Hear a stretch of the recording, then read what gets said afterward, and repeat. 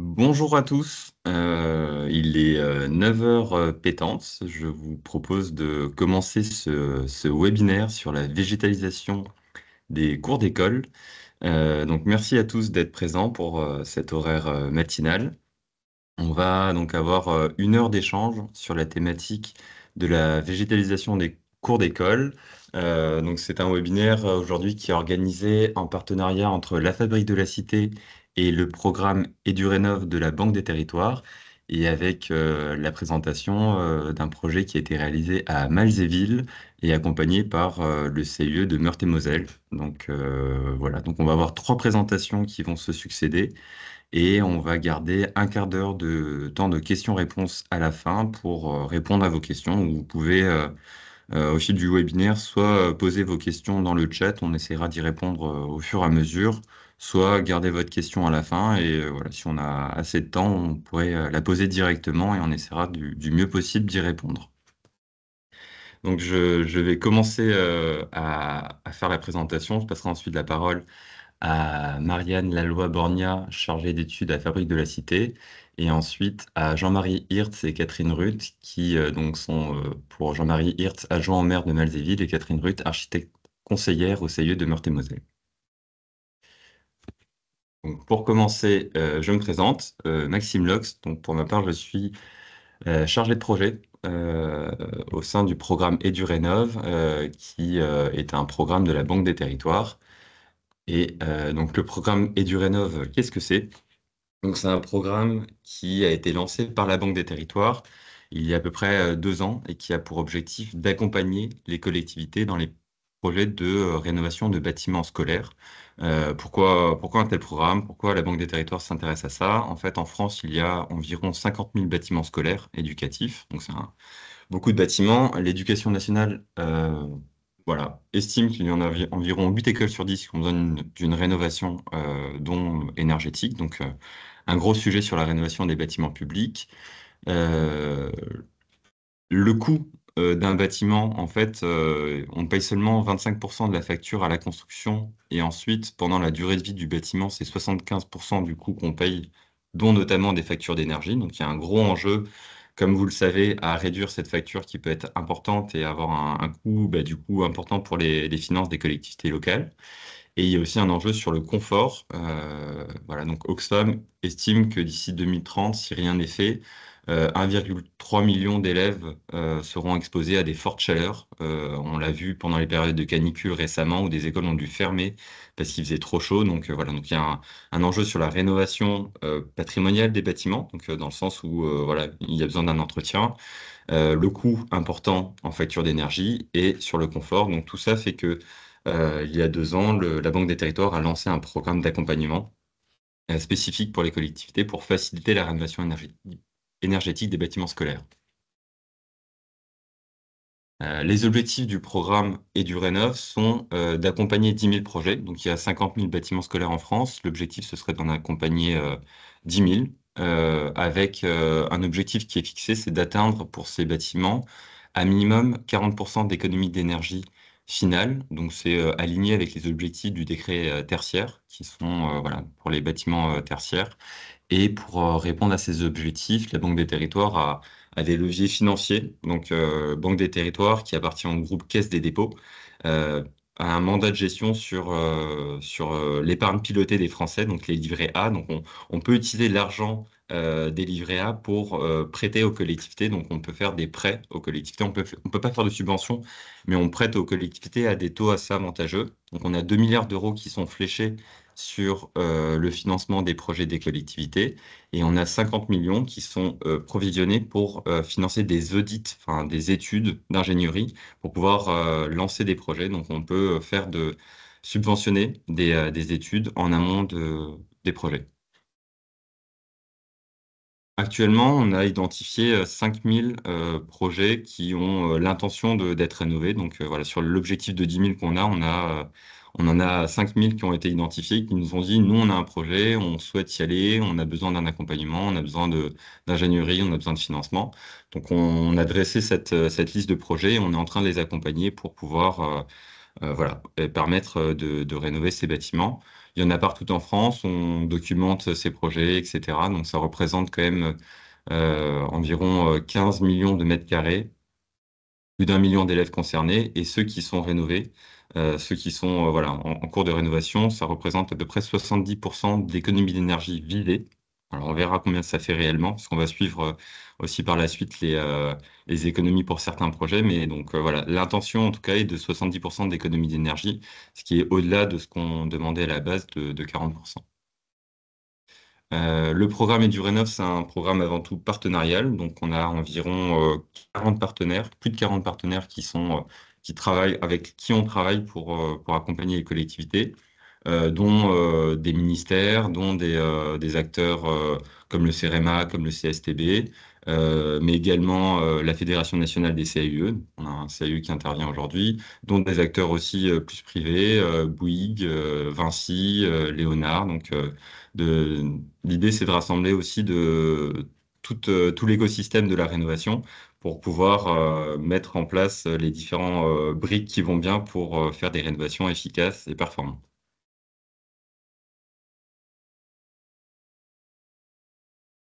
Une des premières actions qui a été réalisée lors du lancement du programme EduRénov, c'est de rédiger une charte de la rénovation énergétique, donc qui a été réalisée avec le CSTB et le CEREMA, qui donne en fait c'est comme un mini référentiel d'actions à réaliser pour faire une rénovation performante, sans oublier des choses. Donc voilà, l'idée c'est de faire des rénovations énergétiques qui soient pas que des rénovations énergétiques, mais plutôt des rénovations globales.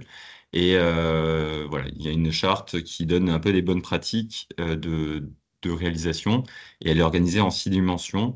Donc on a par exemple le rôle de la collectivité, la connaissance du bâti, l'amélioration de la performance énergétique et environnementale, bien sûr, mais aussi l'adaptation des bâtiments au changement climatique. Donc, quand on rénove thermiquement, il faut aussi penser à l'adaptation climatique lors de la surchauffe, l'optimisation du confort et la qualité d'usage de ces bâtiments. Donc, c'est un peu voilà, une première étape. Si vous avez un projet en cours, ça peut être intéressant de regarder ça pour se dire, ah, tiens, est-ce que j'ai pensé à tous les sujets ou il faut peut-être que je rajoute quelques briques à mon projet. Dans les accompagnements qu'on propose au sein du programme EduRénov, en gros, on propose trois types d'accompagnements qui sont complémentaires et qui interviennent à différentes phases du projet.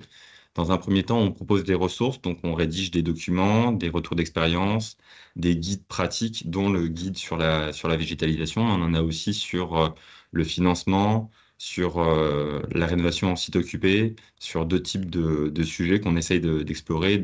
On donne un peu des informations pratiques pour lancer le projet. On a toute une partie d'ingénierie, donc on peut financer des études d'ingénierie pour débloquer des situations. Et on a une partie sur le financement, donc voilà, on peut prêter de l'argent. Et j'ai une diapo là pour chacun de ces trois parties.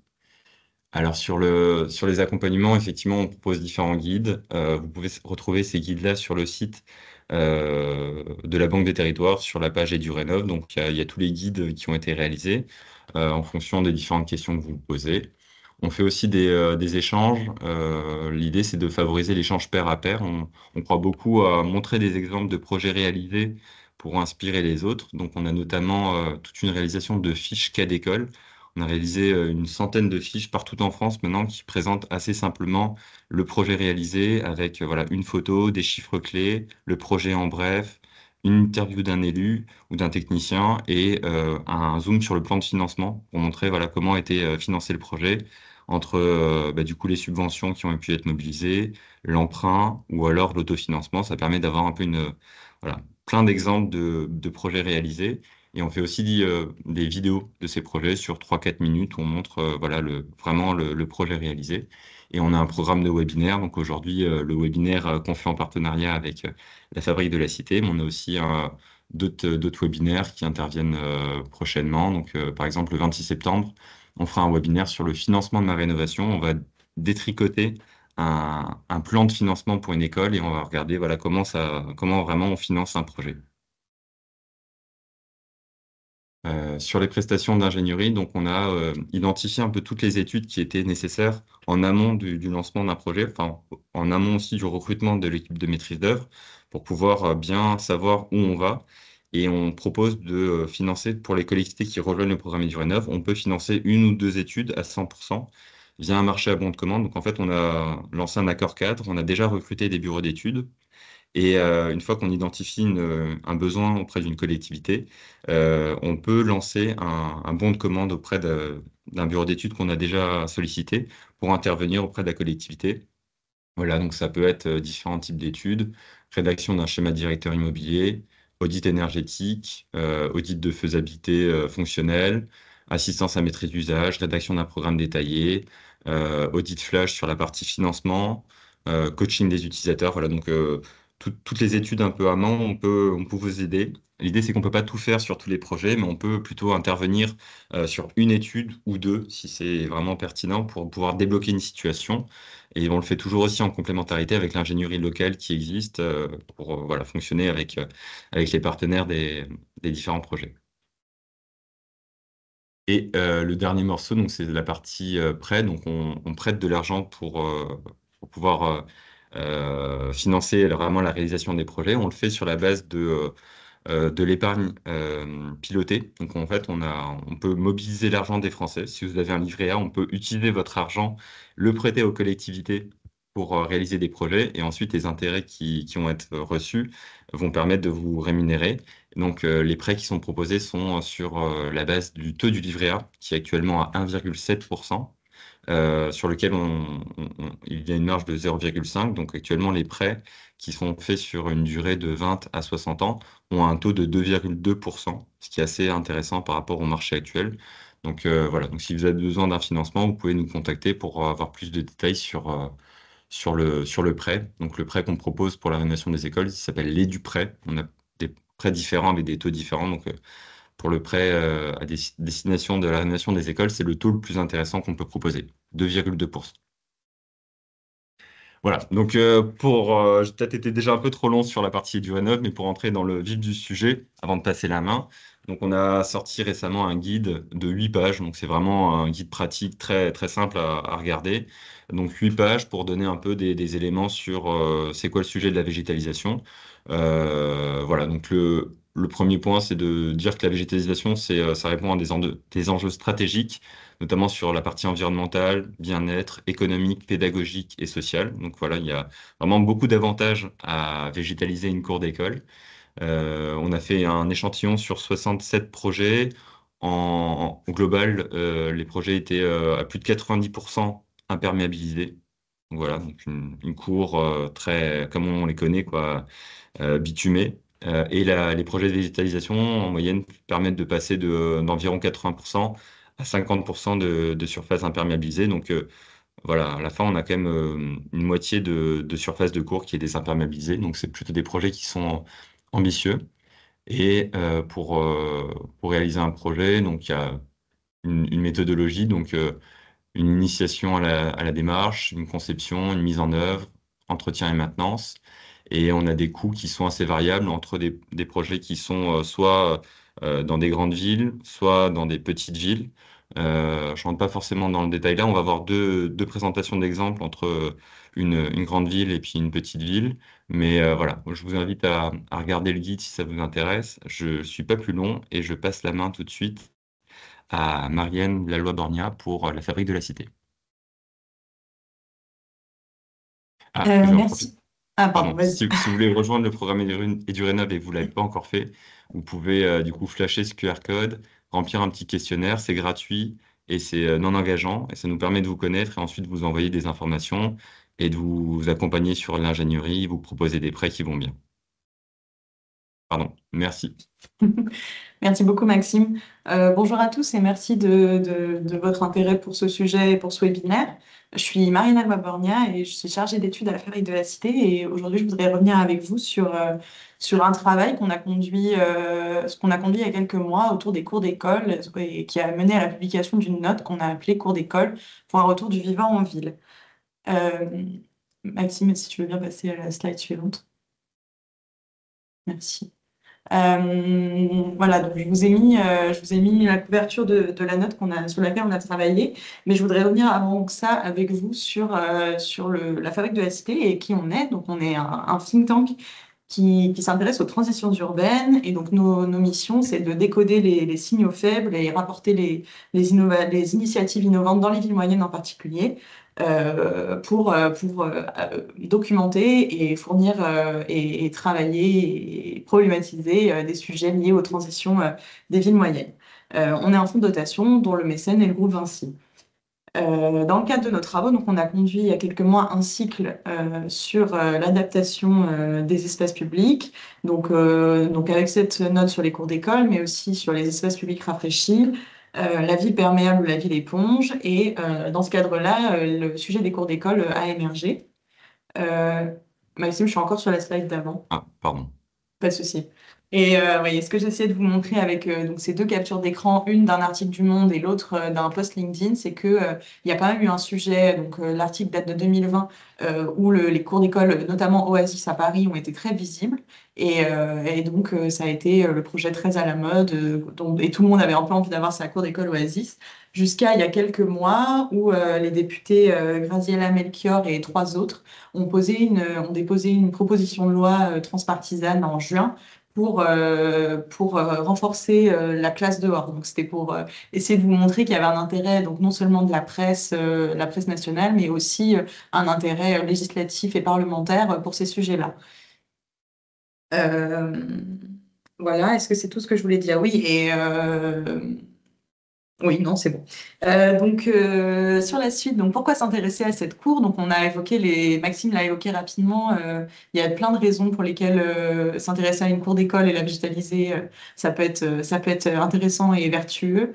Donc il y a évidemment l'idée de l'îlot de fraîcheur qui est assez évidente, mais je voulais vous montrer dans ce passage qu'il y a d'autres très bonnes raisons de le faire.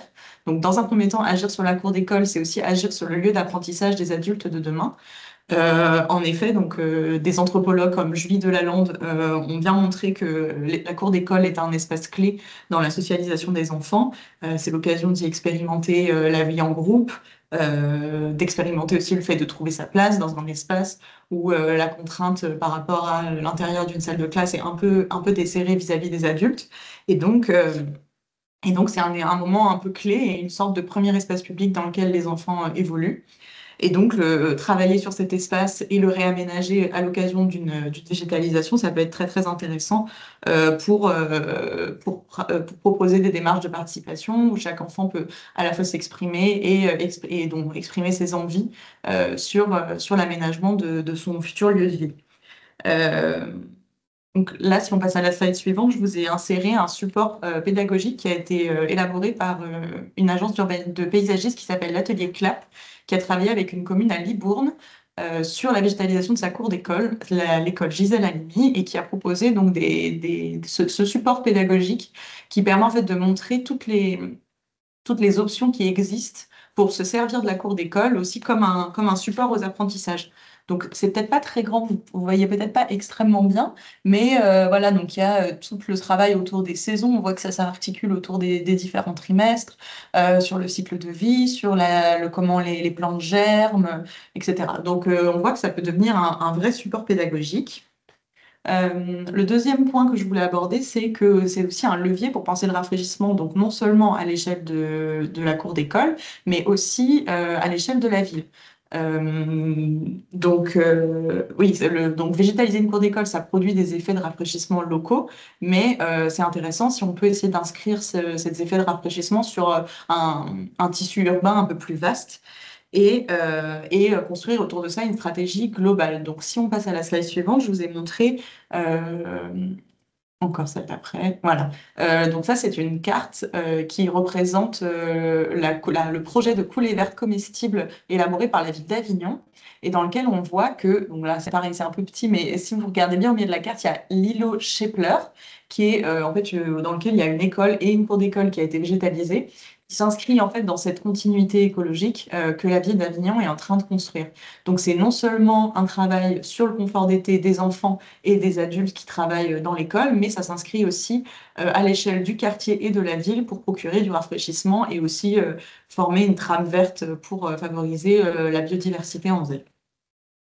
L'école est aussi un espace qui génère plutôt du consensus en général. C'est plutôt un lieu avec une symbolique forte et qui a tendance à mettre plutôt les gens d'accord. Donc c'est aussi un bon premier pas pour se lancer, pour tester et pour démontrer que ça peut être intéressant de désimperméabiliser, végétaliser un espace. Et enfin, le troisième point que je voulais aborder avec vous, c'est l'idée que végétaliser une cour, c'est aussi une manière de changer le rapport au vivant, donc non seulement des enfants, mais aussi plus globalement de la société, puisqu'on vit dans une société qui est de plus en plus urbaine, il y a de moins en moins, voilà, la proportion de la population qui vit en ville augmente très fortement. Et donc, ce travail sur les cours d'école pose la question de garder en fait un contact au vivant, quand bien même on vit en ville, quand bien même on n'a pas de jardin. Est-ce que ça peut être aussi un levier pour inciter à prendre soin de notre environnement? Donc voilà, c'est une manière. Donc je pense que ça peut être vraiment une manière de changer son rapport au vivant. Et pour ça, je vous renvoie vers une interview qu'on a réalisée en février avec Lorena Trouvé, qui est qui travaille au CEREMA et qui justement explore ces enjeux-là de rapport au vivant et à la nature qui se cristallisent dans les projets de végétalisation. Voilà, maintenant que j'espère vous avoir démontré que c'était intéressant de travailler sur les cours d'école, je vous propose de revenir sur la manière dont les collectivités se saisissent de ces sujets-là très rapidement. Et je vous ai décliné quelques raisons pour lesquelles les collectivités enfin, avec quels objectifs les collectivités pouvaient travailler. Moi, dans l'étude que je vous ai citée en début de présentation, j'ai travaillé sur différents retours d'expérience. Et donc, à chaque fois, on voit que c'est une réponse sur mesure à des objectifs qui sont très spécifiques à chaque contexte, donc de l'école, du quartier, de la ville. Donc, il y a trois premiers points que je voulais vous citer très rapidement, mais donc ça peut être pour apaiser le climat scolaire et l'espace scolaire, pour réfléchir à d'autres aspects aussi de la cour d'école. Donc, dans la note, il y a un exemple sur une cour d'école à Guéret qui a travaillé en fait initialement sur la question du jeu, de l'occupation genrée de l'espace scolaire, et ça, toutes ces réflexions ont conduit à penser à penser la renaturation et la végétalisation de cet espace. Et enfin, le troisième point sur lequel je vais peut-être un peu plus m'attarder, parce que j'ai l'impression que c'est aussi plus l'endroit, puisque EduRénov travaille aussi sur la rénovation du bâti scolaire, mais donc penser la cour pour améliorer le confort thermique dedans et dehors. Pour ça, je voudrais revenir avec vous sur un exemple plus spécifique sur une grande ville, qui est celui du plan école de Marseille. Euh, Maxime l'a cité tout à l'heure, les Bouches-du-Rhône, c'est un département qui est qui est fortement soumis aux fortes chaleurs. Et donc, Maxime a donné le chiffre tout à l'heure, 99% des élèves seraient soumis à des chaleurs de plus de 35 degrés en 2030, selon une estimation d'Oxfam. Et donc, il y a eu une réaction importante à la fois de l'État et de la commune de Marseille pour rénover ce bâti-là. Donc, en 2021, il y a eu ce plan école qui s'est lancé, qui est piloté par une société publique locale d'aménagement d'intérêt national, qui est la Société publique des écoles marseillaises. Et donc, ce programme vise à travailler sur les 470 écoles publiques de la ville de Marseille, à la fois pour de la rénovation lourde et pour de la rénovation plus ponctuelle, qui serait là, c'est piloté seulement par la commune. Donc, pourquoi ce programme a eu lieu? Donc, c'est un programme qui est unique en France, autant par sa forme que par son objet et aussi par son ampleur. C'est 1,5 milliard d'euros d'investissement. Donc, je vous parlais du premier volet qui est la réhabilitation lourde de 188 établissements scolaires par la Société publique des écoles marseillaises, et un autre volet qui est plutôt opéré par la ville en direct, qui représente 40 millions pour l'année 2023. Tout ça pour vous dire que c'est un projet d'une très très forte ampleur, et donc qui est aussi l'occasion de mener différentes formes d'expérimentation. Donc, c'est un projet qui s'articule en plusieurs vagues. Pour l'instant, enfin, qui en prévoit 7, qui s'étendraient jusqu'en 2032. Mais pour l'instant, donc seulement, il y a déjà 2 vagues qui sont enclenchées, et on entre dans la troisième cette année. Et donc ce plan-là est surtout concentré autour de la rénovation du bâti, vous l'aurez compris, mais aussi un volet a été consacré au travail autour des cours d'école pour répondre à des objectifs donc, de développement durable, mais aussi d'amélioration du cadre de vie des Marseillais, avec un accent porté sur la notion d'expérience d'usage et sur la ville à hauteur d'enfant. Donc là, l'école que vous voyez, c'est l'école de Malpasset des Oliviers. Et si on revient juste sur la slide précédente, encore. Merci beaucoup, Maxime. On voit l'état dans lequel elle était avant la rénovation. Donc, c'est vraiment une école avec la cour d'école imperméable qu'on imagine et enfin, voilà, qu'on a sûrement tous un peu connu. Et donc, elle faisait partie de la vague 1 du plan école, c'est-à-dire les premières écoles qui ont été réhabilitées, et elle a été inaugurée en novembre 2024. Donc là, elle a vécu, il y a une semaine, la première rentrée scolaire dès le début avec le nouvel aménagement. Donc, il y a eu une restructuration lourde du bâti. euh, et aussi un travail sur les cours d'école, donc avec notamment la séparation pour former deux espaces distincts et donc de la désimperméabilisation et de la végétalisation. Donc, ce que je vous disais, c'est qu'il y a eu une forte attention portée à la concertation et l'idée de faire participer les enfants à l'élaboration de leur espace de vie. On voit qu'il y a différentes zones d'usage en fonction des envies des enfants. Voilà, on peut distinguer sur la photo un espace avec un terrain de sport, mais aussi un espace avec plutôt des petits copeaux qui peuvent amener des jeux et des différentes activités, plus la coursive qui permet d'apporter de l'ombre, qui est caractéristique d'un climat méditerranéen qui demande à avoir de l'ombre à disposition.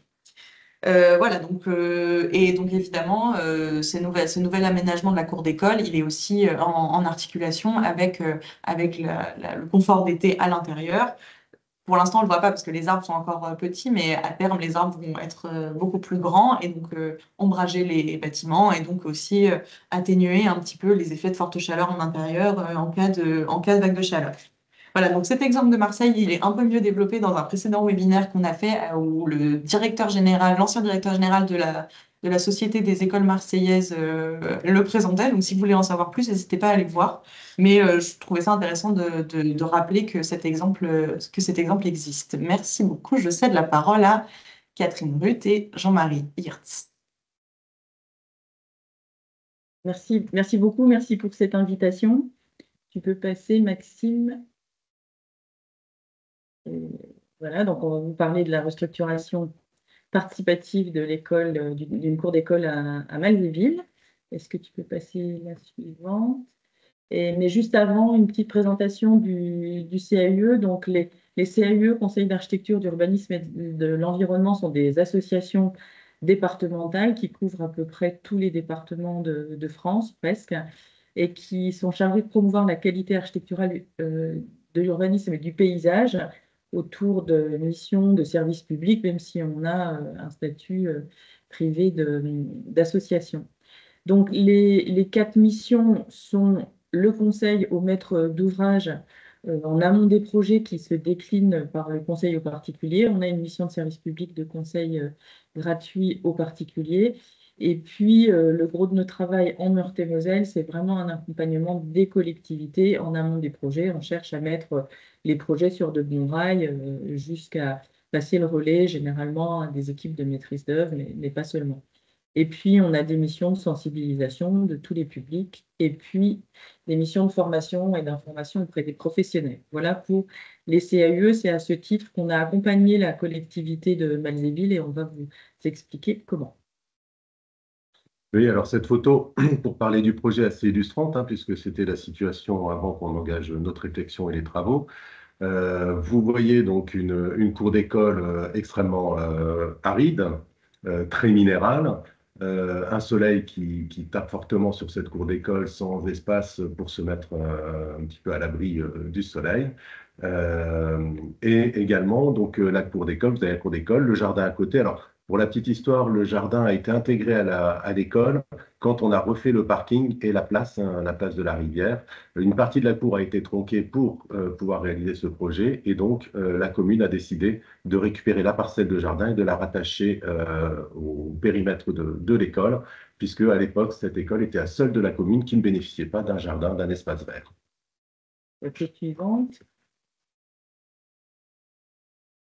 Alors, à l'origine, la demande est un petit peu originale puisque c'est une demande en fait de l'équipe enseignante qui avait observé que cette cour d'école était de leur mot stérile en fait, stérile au niveau des usages. L'équipe enseignante constatait qu'en fait, les jeux de ballon prenaient en gros toute la place dans la cour et et principalement avec des élèves garçons. Et puis les filles ou les quelques garçons qui voulaient plutôt rester au calme, eh ben, se partageaient en fait les franges de la cour. Le jardin était séparé de la cour par un mur, donc n'était pas toujours accessible. C'était sur la base du volontariat des enseignants qui pouvaient descendre dans le jardin. On voit trois arbres. C'était des arbres qui étaient en mauvais état, dont un qui est mort. Et en fait, l'équipe enseignante a sollicité le CAUE plutôt pour faire, en fait, ils imaginaient faire en chantier participatif avec des élèves des structures en fait de jeu pour créer en fait différents lieux. Donc la demande était vraiment une demande d'usage au départ. Et nous, CAUE, on était surpris de ne pas être sollicités sur les cours parce que on va pas se mentir, une cour d'école un peu traditionnelle avec le rectangle en enrobé et ses deux platanes ou ses trois tilleuls, c'est quand même un petit peu une plaque de cuisson aujourd'hui, hein, bien noire, une bonne inertie pour bien emmagasiner la chaleur. Et on était vraiment surpris de ne pas être questionné là-dessus. Quand on a vu en fait l'enthousiasme de l'équipe enseignante, on s'est dit, et ça c'est une des chances de nos structures CAE, qui sont des petites structures, de se dire, bah, là on a peut-être de quoi faire une expérimentation, d'autant qu'on avait des habitudes de travail avec la collectivité et qu'on se disait que la collectivité pouvait être tout à fait en capacité d'accepter une telle expérience. Donc l'école et le CAE ont présenté un projet, enfin en tout cas l'idée de se pencher sur un projet d'amélioration de cette cour. Le CAE, depuis longtemps, réalisait des démarches participatives et était intéressé de voir si il était possible aussi d'impliquer les élèves. On ne l'avait pas encore fait à cette échelle. Et donc, on a présenté cette idée à la commune qui a tout de suite été partante. L'autre intuition qu'avait le CAUE, c'était de se dire que cette cour d'école qui a un concentré d'usage, en fait, parce qu'il y a plein d'acteurs différents qui ont des rôles différents à jouer dans la cour. Il n'y a pas que les élèves qui utilisent, en fait, cette cour. Et donc, il était absolument, à notre avis, nécessaire d'embarquer le plus tôt possible un concepteur. Là, en l'occurrence, puisqu'on parlait aussi de végétalisation, un paysagiste. Et donc, la commune a tout de suite accepté d'engager un paysagiste qui a pu faire partie, en fait, depuis le départ à la concertation. Diapo suivante. Voilà. Alors, on ne va pas vous détailler parce que le temps passe vite. La démarche qu'on a intitulée Pour faire court, COUR, sur le site internet du CAUE, vous pourrez trouver une petite vidéo de 5 minutes qui retrace en fait la démarche de concertation qui a été mise en place. Donc là, mise en place par le CAUE et les paysagistes. À savoir qu'une spécificité peut-être du CAUE de Meurthe-et-Moselle, c'est que nous, on l'a fait une fois, cette expérimentation, et ensuite, on est en capacité de sortir une méthodologie. Et nous, notre idée, c'est vraiment que ce soit des professionnels qui fassent cette concertation. C'est super intéressant, voire primordial, que le concepteur puisse baigner en fait au sein d'ensemble des acteurs pour pouvoir sentir en fait les enjeux qu'on ne ressent pas toujours dans un compte rendu écrit. Voilà. Et donc, on l'a fait qu'une fois pour cette cour. Et ensuite, le paysagiste en question, Adrien Biver, a fait beaucoup de cours après. Et puis, on a pu aussi accompagner des collectivités grâce à cette méthodologie pour recruter d'autres paysagistes pour faire ces cours. Donc, il y a cette petite vidéo. Et à savoir, d'ici décembre, sur le site, on devrait aussi mettre en ligne un film long sur l'ensemble de la démarche. Un film qu'on fait en partenariat avec l'ARS sur la thématique d'urbanisme et santé. Et c'est un film long qui retrace toute la démarche et qui entend surtout le bilan des usagers, parce que c'est intéressant d'entendre des retours d'expérience. Donc rapidement, diapo suivante, on a consulté en fait tous les acteurs qui avaient un lien de près ou de loin à la cour, à commencer donc par les élèves. On a fait des diagnostics partagés. Alors, il faut savoir qu'on a été sollicité en 2019 et qu'on a commencé les diagnostics partagés en 2020, début 2020. Il y a eu le Covid, donc bon, le projet s'est un petit peu mis en veille et on a pu quand même continuer. Donc voilà, on a interrogé tous les élèves. Bon, voilà, si vous voulez savoir comment, le petit film l'explique. Sinon, sur notre site, on a aussi toutes les infos. Diapo suivante. On a fait aussi Oui, alors voilà ce que ça a donné.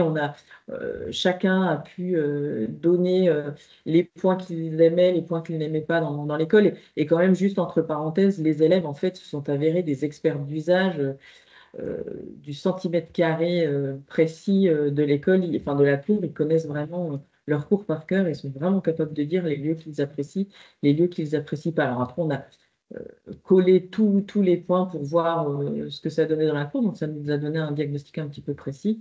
Et puis, pour basculer un petit peu dans les réponses, on leur avait demandé par groupe, ils étaient des petits groupes de 3 à 5, de choisir 3 images de référence qui les intéressaient pour l'aménagement de la cour. Donc, il y a eu des récurrences, c'était intéressant. Suivante. Diapo suivante. On a aussi. Ah oui, pardon. Par rapport.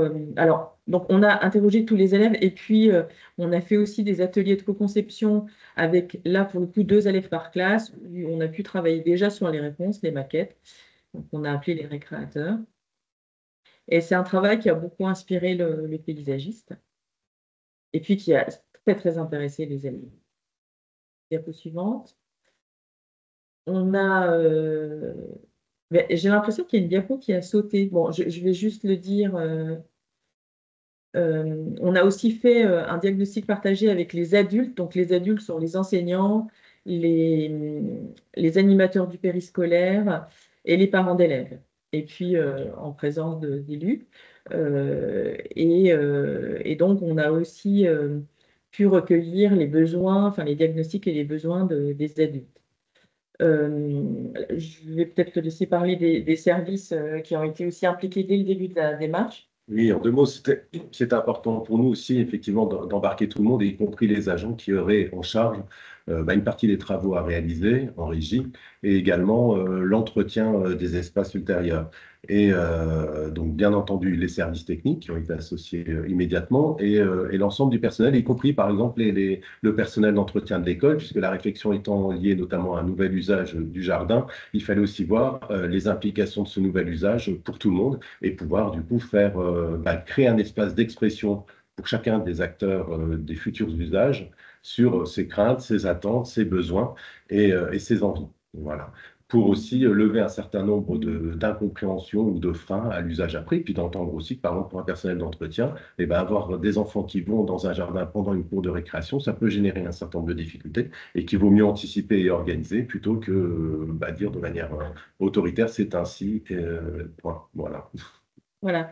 Alors, pour faire un lien avec la précédente intervention, en effet, on se rend compte que finalement, le travail qui a été fait dans cette cour, du début jusqu'à la fin, ça a vraiment été remettre le vivant au sein de l'aménagement de la cour, mais aussi de la démarche, parce que le vivant, on pense aussi dans le fait d'avoir impliqué tous les acteurs, parce que ça a créé en fait une dynamique, ça a renforcé des liens, enfin, ça a donné de l'importance à beaucoup de personnes et en fait encore aujourd'hui, il y a un certain nombre de liens qui existent. Enfin, il y a eu un accomplissement de quelque chose ensemble et ça fait aussi partie de renforcer, à notre avis, le vivant.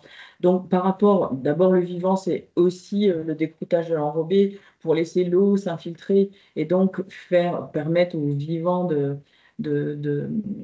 ressortir de ce sol, et notamment la végétation. Oui, voilà, c'est principalement ce que je vais dire parce qu'on va parler ensuite de la végétation suivante. Alors, oui, aménagement d'un tableau exemplaire. Effectivement, vous avez on se réfère à la photo initiale, on voit qu'il y a une cour très minérale, pas d'espace pour se mettre à l'abri du soleil, et c'est un retour effectivement d'usage très fort, de contraintes d'usage très fort de l'ensemble des acteurs, des enfants et du personnel pédagogique. Donc, très rapidement, dans la réflexion, s'est imposée l'idée de profiter de ces travaux de désimperméabilisation pour faire un préau qui permette de se mettre à l'abri. Ce préau a été fait intégralement avec des matériaux, enfin pas intégralement, mais en tout cas a été fait avec des matériaux de réemploi, avec la nécessité après aussi de mettre des éléments nouveaux pour maintenir les continuités. Donc une charpente et en plus en récupération et en réemploi local, puisque la charpente venait d'une usine vosgienne qui fermait. Et le bardage, par exemple, venait du sol. On s'est pas privé. On a fait un bardage en chaîne puisque ça venait en fait des sols d'une caserne de Metz qui fermait.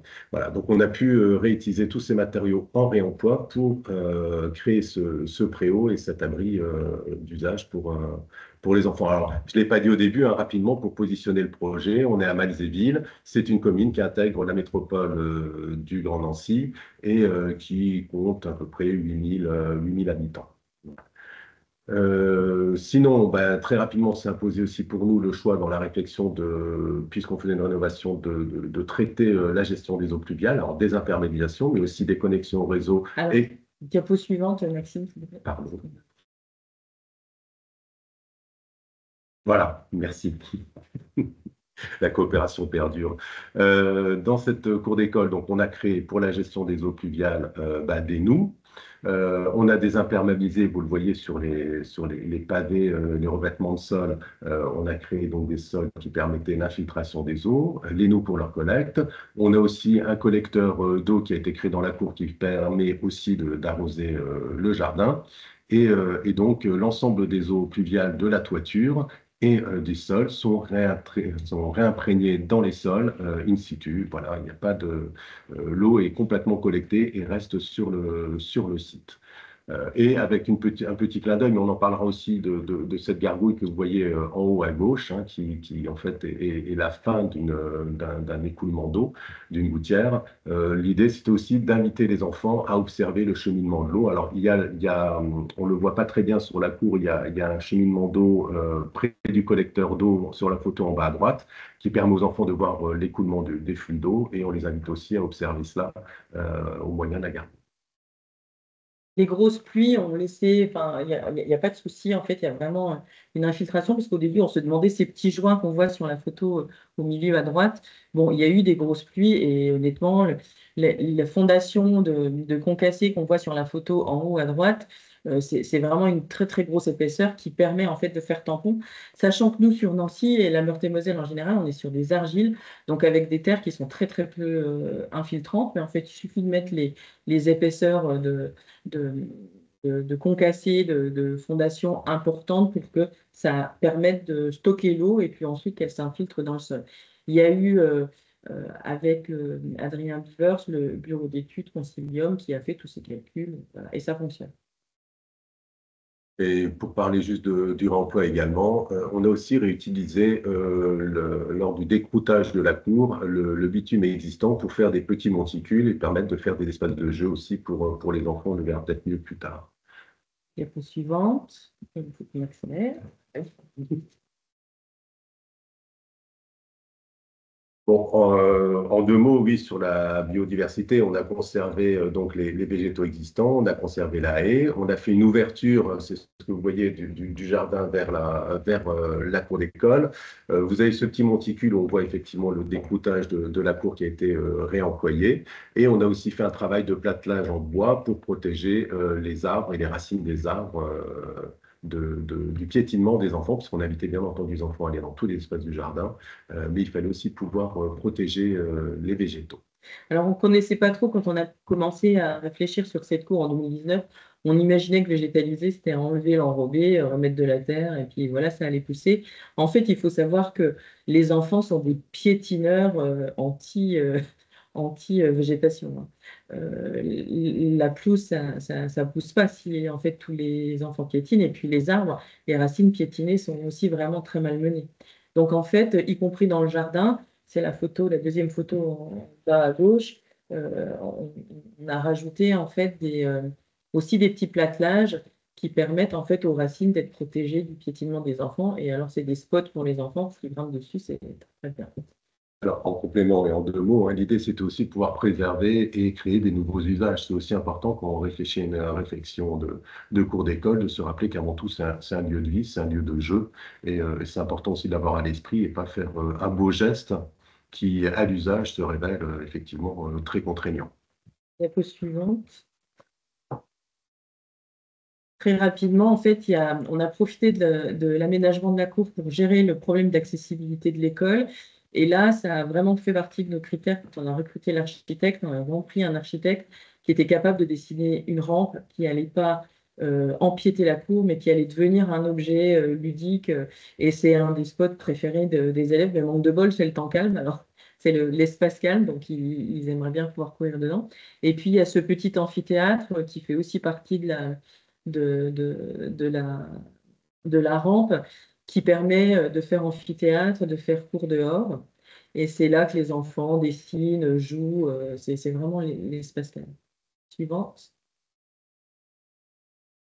Alors, les impacts, on a questionné pour notre film, en fait, les élèves, les enseignants, le périscolaire, les services techniques.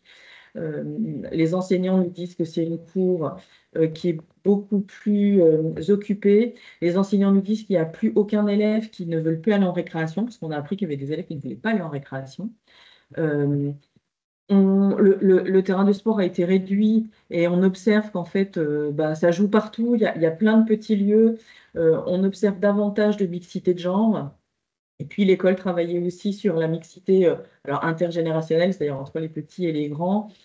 Les enseignants nous disent, avec les platelage, il y a vraiment du développement moteur des élèves, parce qu'il y a des élèves qui ne savent pas monter des escaliers en arrivant en cours élémentaire. Alors, au début, sur l'estrade, ils tombent une fois, deux fois, puis après, ils tombent tout. Bon, alors, ça, c'est aussi parce que c'est un accompagnement des enseignants qui acceptent que des élèves chutent dès lors qu'ils ne vont pas se blesser de manière importante. Donc, voilà, diapo suivante.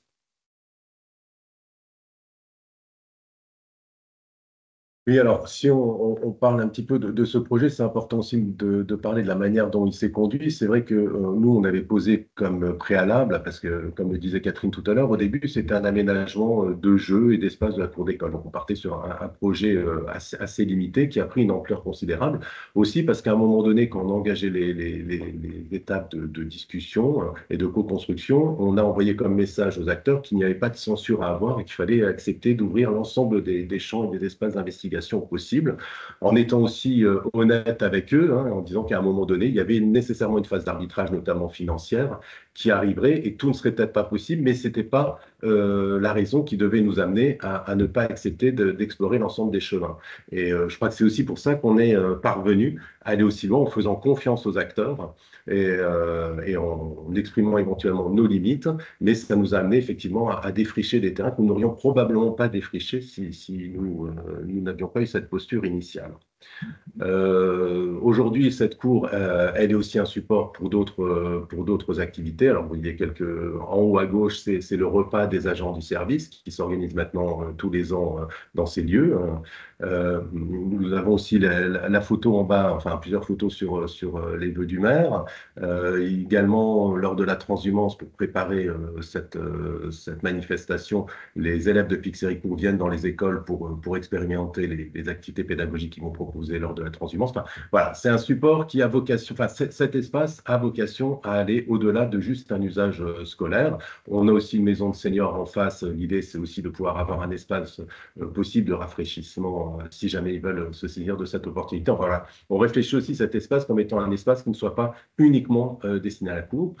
Et rapidement aussi, ce genre d'action, on n'emmène pas 10 dans un mandat. Vous verrez, les coûts ne sont pas anodins. On peut passer la diapo suivante. Et pour nous, c'est important aussi d'utiliser, je te donnerai la parole vite après, mais d'utiliser aussi cette expérience et ce projet pour en faire un vrai outil et un vrai support pédagogique pour démultiplier la communication sur les enjeux de désimperméabilisation, de biodiversité, d'environnement, d'enjeux climatiques, etc. Et s'adresser largement à la population grâce à ce support en embarquant les parents, les enseignants, les élèves sur ce projet. Donc c'est aussi une opportunité pour parler d'enjeux environnementaux globaux parce que c'est une opportunité unique qui ne se présente pas très souvent dans un mandat. Donc là, juste cette diapo pour dire que les retours des usagers, enfin, que vraiment le projet, c'est surtout des gens, avant tout des gens. Et puis en bas à droite, le responsable des services techniques, parce que ça, c'est très, très important. On ne peut pas imposer des travaux comme ceux-là à des services techniques. Forcément, végétaliser, c'est plus de travail. Ça va être de l'entretien, ça va être de la réparation, enfin, et c'est pas possible de l'imposer. Donc, soit les services techniques sont d'accord dès le départ, soit la cour risque de poser problème plus tard. Diapo suivante.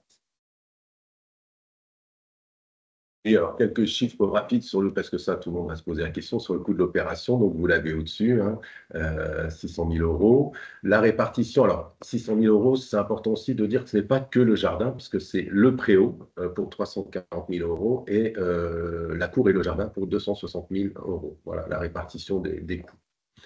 Vous voyez aussi la répartition entre les coûts études et travaux. Bon, on pourra y revenir si vous voulez en discuter. Et ce projet, il était possible aussi parce qu'on a pu mobiliser des partenaires et des acteurs différents pour pouvoir notamment obtenir des subventions qui n'ont pas été négligeables, parce que vous voyez, en gros, le coût final des travaux est à la charge un peu moins de la moitié pour la commune. Et notamment, l'Agence de l'eau a été un levier extraordinaire pour mener à bien ce projet. Je l'ai cité, je devrais citer les autres pour être honnête. Mais bon, voilà, eux ont été quand même un acteur majeur qui nous a permis de mettre en œuvre ce projet. Suivante. Et pour terminer, en fait, cette gargouille dragon qui est un petit peu le symbole du cercle vertueux qui s'est mis en place dans cette démarche de participation. Au départ, l'équipe enseignante veut juste faire quelque chose, le CAU arrive, parle des problématiques climatiques. On met la commune dans le coup. Ensuite, on prend un paysagiste qui se lance dans la concertation. On doit recruter un architecte que je n'ai pas cité, c'est Bagarre-Huron à Nancy, qui dit « Ah, mais c'est quoi de cette dynamique? C'est super. On va pousser encore les curseurs. Moi aussi, j'ai envie de m'impliquer davantage dans cette cour. » Et qui propose de faire du réemploi. Et cette gargouille, en fait, c'est l'entreprise de couverture. Normalement, la descente d'eau devait s'arrêter net et l'entreprise, prise dans ce cercle vertueux en fait, de cette dynamique citoyenne, dit non, mais attends, c'est moche ton truc, et dit à l'archi, dessine-moi une gargouille et je la ferai gratuitement. Donc, c'est un peu pour nous, un peu l'effet dragon, le symbole que quand à un moment donné, on arrive à tous se mettre autour d'une table, avec la confiance du maître d'ouvrage qui ne censure pas le projet des départs, chacun a envie de se dépasser. Voilà. Merci beaucoup pour la présentation de ce projet du coup exemplaire, très intéressant. À la Fabrique de la Cité aussi pour la présentation du coup de vos actions et de l'exemple de Marseille. Donc deux projets très complémentaires, très différents. Et bien du coup on a un tout petit peu dérapé par rapport au timing qu'on avait proposé, mais on a encore 10 minutes qui sont prévues du coup pour des questions-réponses. Donc merci aux présentations. Maintenant, il y a eu pas mal de questions déjà dans le chat, mais vous pouvez reposer des questions. Je ne sais pas si on a réussi à y répondre au fur et à mesure, mais s'il y a des questions qui viennent, n'hésitez pas. Vous pouvez aussi lever la main et poser la question directement. Ce sera peut-être plus convivial pour pouvoir voilà, échanger avec les différents intervenants. Si vous avez des questions sur la méthodologie, sur comment sont passées voilà, la rénovation, si vous avez des questions sur la Fabrique de la Cité ou sur le programme EduRénov, on est là, on a 10 minutes pour répondre à toutes vos questions.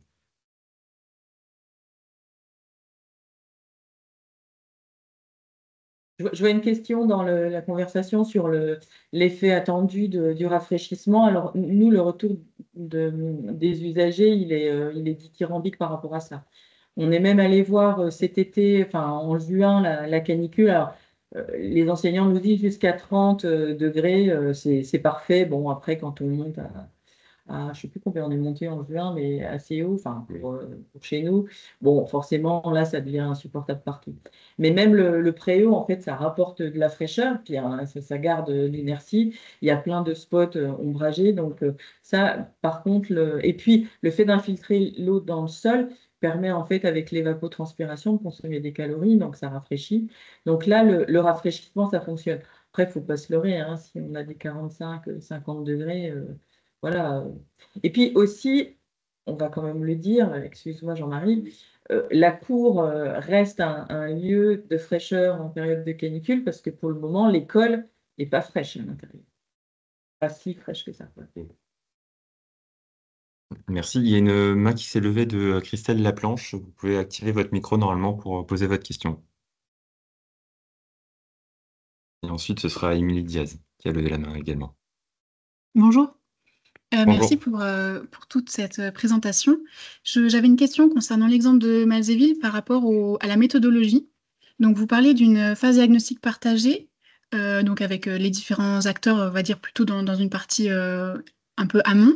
Et ensuite, je me demandais si vous aviez fait une étape de conception plutôt participative ou si la partie conception avait été plutôt réservée, du coup, à l'équipe de maîtrise d'œuvre. Voilà, je vous remercie. Oui, alors je suis allée peut-être vite sur la diapo les récréateurs. Il y a eu 3 séances avec les élèves, en fait, donc 2 élèves qui avaient été choisis par classe. Et donc, il y a eu un travail. Alors, on n'est pas du tout, parce que ça, c'est souvent ce qu'on voit, moi, j'aime pas trop ça dans les cours d'école, c'est pas, on leur a pas demandé de dessiner la cour de leur rêve, hein. Même si les enseignants leur ont fait faire avant. C'est à l'issue du diagnostic, en fait, on s'est mis d'accord, y compris avec les enseignants, sur le programme. Ce à quoi la cour devait répondre. Et on a vraiment mis les élèves en situation de conception, et non pas de ce qu'ils voulaient eux, mais de ce qui avait été partagé. Et là, on a remarqué que les élèves étaient super. Ils ont une capacité à prendre en compte toutes les consignes, le passage pompier, l'accessibilité handicapée, enfin, c'était assez incroyable. Et donc, ce qu'ils ont dessiné finalement et ce qu'ils ont conçu, on l'a fait sur des maquettes, c'est plus simple pour prendre en compte aussi la pente qu'il y avait entre le jardin. Finalement, ça a quand même beaucoup. Enfin, déjà, d'une part, on s'est rendu compte qu'une fois que le programme est bien fait, il n'y avait pas 36 000 aussi possibilités, par exemple, pour implanter le préau, hein, très concrètement. Et puis, euh, le paysagiste a dit qu'il s'était quand même, ça l'avait beaucoup nourri. Et après, en fait, le paysagiste a présenté son esquisse et sans arrêt, il y a eu des allers-retours avec le groupe de pilotage et avec les enseignants. Mais en fait, j'ai envie de dire que les besoins ont été tellement bien appréhendés au départ, et le fait que le maître d'œuvre était là, il a entendu, il a senti en fait quels étaient les enjeux d'aménagement, que finalement, tout ce qu'il a présenté après, ça a été très très fluide, hein, ça a été très rapide. Il y a un lien régulier aussi avec le comité de pilotage. Je pense Oui. que c'était important aussi qu'on se retrouve tous régulièrement pour réentendre les diagnostics posés et entendre les attentes des uns et des autres, quoi. Merci pour cette question, pour la réponse. Du coup, autre question. Haute main levée, Émilie Diaz, vous pouvez activer votre micro. Je réponds en même temps à une autre question. Donc, le support et l'enregistrement du webinaire seront envoyés après l'événement, donc à tout le monde. Donc, vous pourrez retrouver ces éléments par la suite.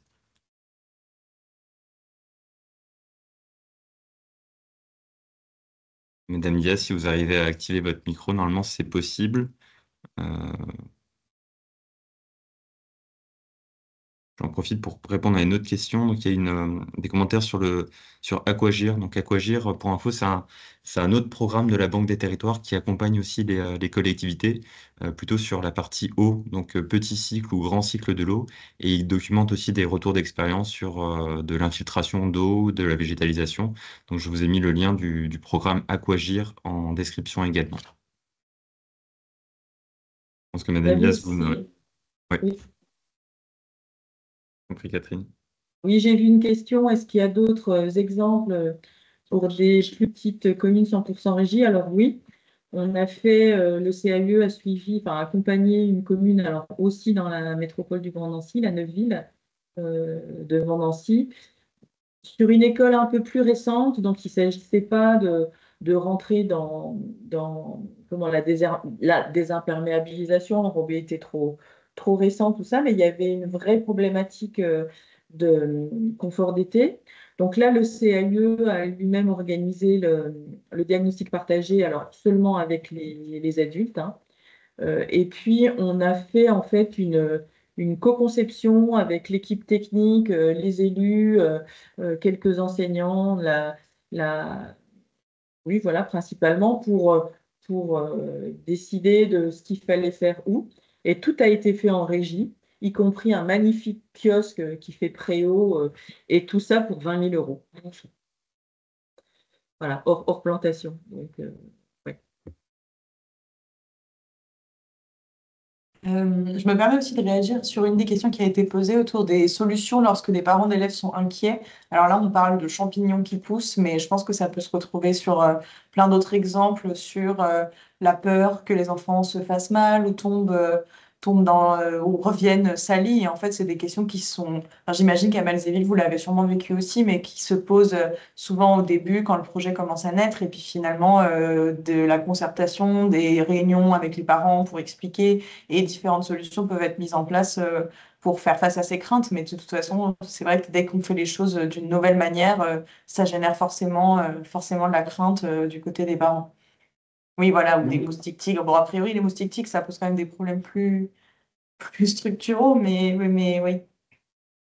On pourrait l'imaginer. Après, moi, je peux juste parler de notre expérience. On pensait, notamment le jardin, les enfants qui risquent de se salir, etc., que c'était des questions qui viendraient. En fait, par l'usage et la méthode utilisée, finalement, en tout cas chez nous, hein, voilà, je ne permettrai pas de dire que c'est la voie unique et que ça réglera tout.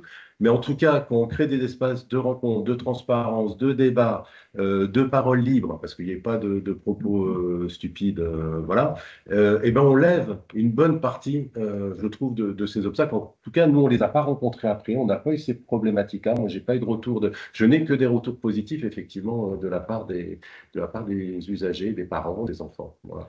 Après, on ne va pas se mentir, hein, les parents d'élèves qui sont venus au diagnostic partagé, c'était ceux qui étaient à fond pour la transformation de la cour, enfin, qui eux, considéraient qu'à la limite, plus ça, ils récupéraient leur enfant, plus il avait joué et plus il avait grandi. Donc, mais c'est vrai que quand on a interrogé tous les élèves, on a vu quelques élèves, c'est quand même à la marge, mais qui ont des beaux habits, qui se font gronder par leur papa si, s'ils abîment leurs beaux. Oui, bah là, c'était un papa, je me souviens d'un petit garçon. Enfin, voilà, quand on a fait le diagnostic partagé avec les enfants, on voit que c'est déjà la mini-société en place, hein. Il y a des enfants qui prennent toute la place. Il y en a, bah, par exemple, on a parlé très très vite de l'égalité euh, du garçon, mais honnêtement, accepter dans une école publique les filles et les bords de l'espace public, parce que la cour d'école, c'est le premier espace public finalement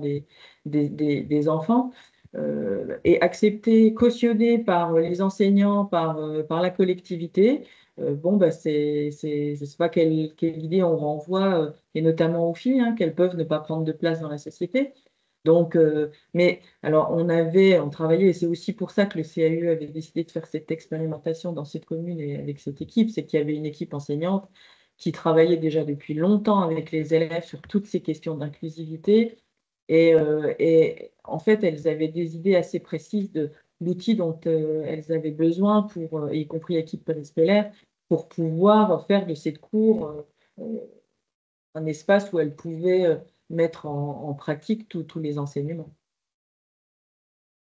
Et en tout cas, ça peut être discuté avec les enfants aussi, ces enjeux de partage de cours et d'usage genré de la cour, et ce qui nous a permis aussi de faire évoluer les espaces dans la cour, avec l'adhésion de tout le monde. Parce que je suis d'accord avec toi, hein, il y a toujours des acteurs qui se mobilisent plus, on le sait, on les connaît, mais le fait qu'à un moment donné, il y ait toujours un espace de restitution à un collectif, c'était entendu, ça pouvait embarquer tous les enfants, ça pouvait amener leur enthousiasme, qu'ils en parlent avec leurs parents, et je pense aussi que ça a permis de faciliter les choses.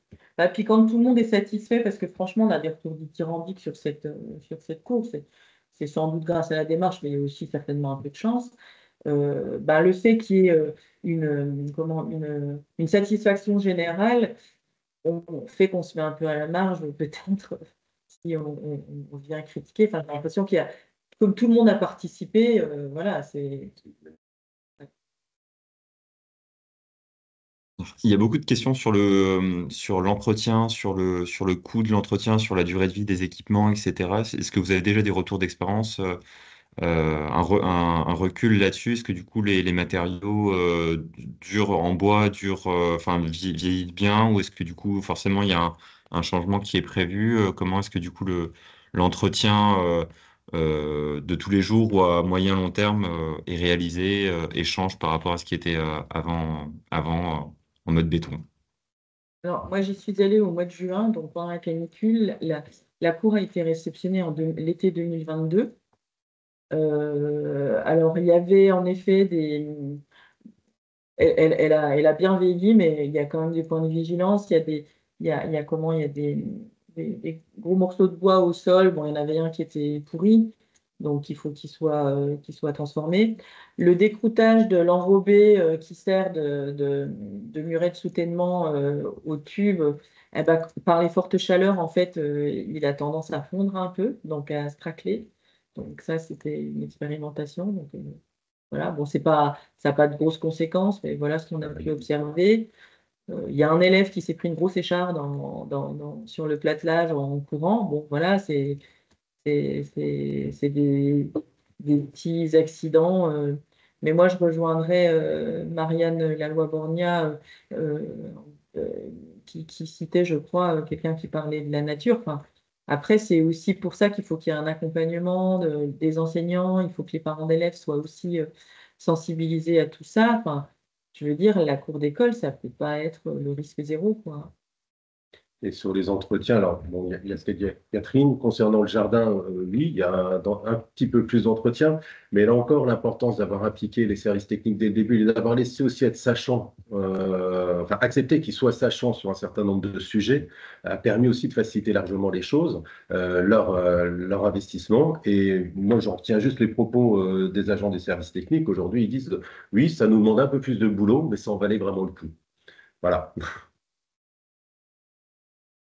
Merci pour ces réponses. Il y a eu beaucoup de réactions, d'échanges dans le fil de commentaires. On aura du coup un mail de toute façon qui sera envoyé avec le PowerPoint, l'enregistrement et nos différentes adresses mail. Si vous avez des questions encore auxquelles on n'a pas répondu, hein, désolé, parce qu'il y en a quand même plusieurs, vous pouvez nous les poser directement. On fera en sorte d'y répondre par mail. Voilà, peut-être qu'on peut donner un mot de la fin, si chacun veut donner un mot de la fin avant de finir l'échange. On a un peu débordé déjà sur l'horaire qui était prévu. Moi, j'aurais qu'un mot, hein, c'est la confiance, faire confiance aux usagers, et puis pour une collectivité, faire confiance aussi dans le processus de projet. Mais il faut aussi créer les conditions de la confiance. Les conditions de la confiance, oui, je pense qu'il faut cette confiance, elle est nécessaire. Il faut créer des espaces. Il faut accepter aussi de lâcher prise, hein, pour un élu. Voilà, il faut accepter à un moment donné d'aller sur des chemins qu'on ne maîtrise pas et qu'on accepte d'y aller et d'y être embarqué. Voilà, ça c'est important. En ayant aussi, parce qu'il ne faut pas être non plus bisounours, on connaît les situations financières, hein, de l'ensemble des collectivités, en ayant aussi la franchise vis-à-vis des acteurs, de dire, bah, c'est ce que j'ai dit tout à l'heure, il y aura la nécessité des arbitrages. On l'assumera, mais on ne veut pas que ce soit ça qui vienne déterminer le projet. Mais par contre, on viendra s'en expliquer. Voilà. C'est-à-dire que réfléchissez, allez-y, travaillons ensemble. Nous, on sera obligé peut-être de faire ces arbitrages, mais on viendra vous les expliquer. Et si on crée ces conditions-là, je pense qu'on règle une grande partie du problème et on peut du coup bénéficier d'une très très belle dynamique. J'adhère complètement à ce qui vient d'être dit et si je peux compléter peut-être sur aussi l'intérêt de travailler sur un espace fréquenté par des enfants et de les rendre acteurs aussi de leur espace de vie. C'est aussi une manière de les sensibiliser plus tard à aussi les espaces dans lesquels ils évoluent et de les sensibiliser à des formes de démocratie locale qui ne peuvent être que vertueuses pour l'avenir de nos villes et de nos espaces de vie. Donc voilà, n'hésitez pas. Merci. Et moi, je dirais, allez voir un peu ailleurs, quoi. Il y a des acteurs qui sont comme nous, qui sont là pour vous accompagner, mais aussi il y a les autres projets qui ont été réalisés, comme voilà, ce qui a été présenté aujourd'hui. Donc, il y a beaucoup d'exemples de projets réalisés, donc c'est bien d'aller s'inspirer pour pouvoir trouver des idées et puis de se dire que c'est possible. Donc, on peut lancer des projets intéressants et il y a des acteurs pour vous accompagner là-dessus. Merci. Merci beaucoup et on vous souhaite une bonne journée. Merci à toutes les personnes qui ont été présentes et qui ont présenté aujourd'hui. Bonne journée. Bonne Au revoir. journée. Merci beaucoup. Au revoir.